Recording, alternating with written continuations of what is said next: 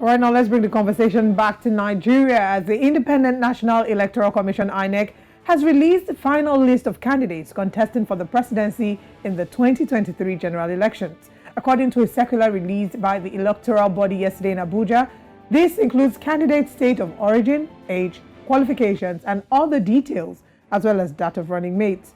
Among those cleared by the electoral umpire are Atiku Abubakar of the People's Democratic Party (PDP), Bola Ahmed Tinubu of the All Progressives Congress (APC), Peter Obi of the Labour Party, and Rabiu Kwankwaso of the New Nigeria People's Party (NNPP). The list published yesterday contains the names of candidates validly nominated for national elections at the close of party primaries and the period earmarked for withdrawal and substitution of candidates. And however, said the final list of candidates for state elections, governorship, and state constituencies will be published on the 4th of October 2022, as already indicated on the timetable and schedule of activities for the 2023 general elections. Now we have the list on the screen, as you can see. Constituency, party position, candidate name, PWD, age, gender, qualifications. Interesting qualifications there. Of course, we can see one of the popular candidates here, number 11, presidential candidate Bola Ahmed Tinubu, PWD age 70. I just remembered, something that.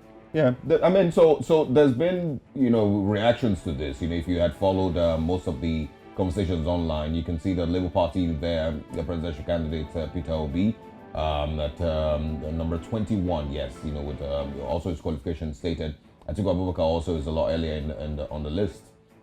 We can also find Rabiu Kwankwaso also on that list. There's a couple of people, and of course you can see it's a total of 12 political parties that will be contesting. And so this is a list of them and their actually more than 12. Them and their candidates. So it's pretty interesting seeing these things. But one of the things that also created conversations yesterday, if you look at the APC presidential candidates and the things, his qualifications, and of course his age, that continues to create conversations across the country and create some uncertainty. There's those who argue that he is more than 70, older than that, and yes. then also there's those who argue about the BSc in business and administration, that is also stated there.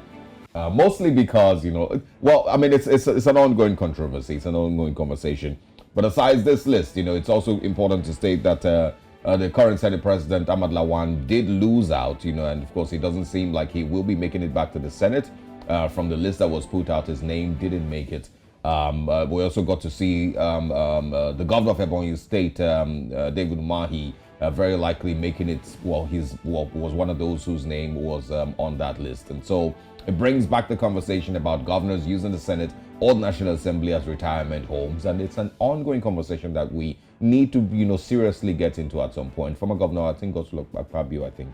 Why do they always feel the need to come back into power, though? Is it that you can't just retire and go home and relax with your family? It does seem that the Senate has become that place where you already have a certain entitlement as a governor or as a president. You have certain benefits for life that you have. Some of these persons are career politicians. They have no job or business outside politics.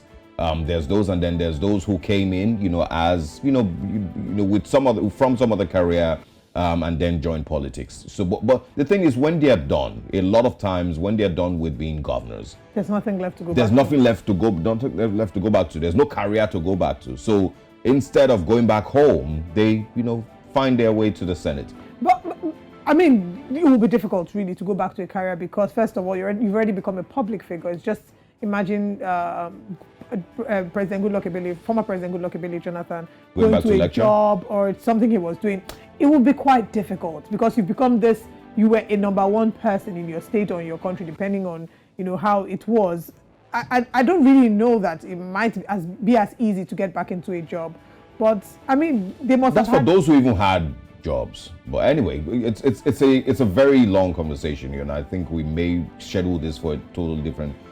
Breakfast Central edition, but that's what the list looks like. You may want to go on the INEC website and you can see more of those names. Or tweet at us this morning and let us know your thoughts on those names that made it on the final list. Yeah, there are more names that will be coming out, and it's important to mention that the list of the state elections will be coming out on the 4th of October.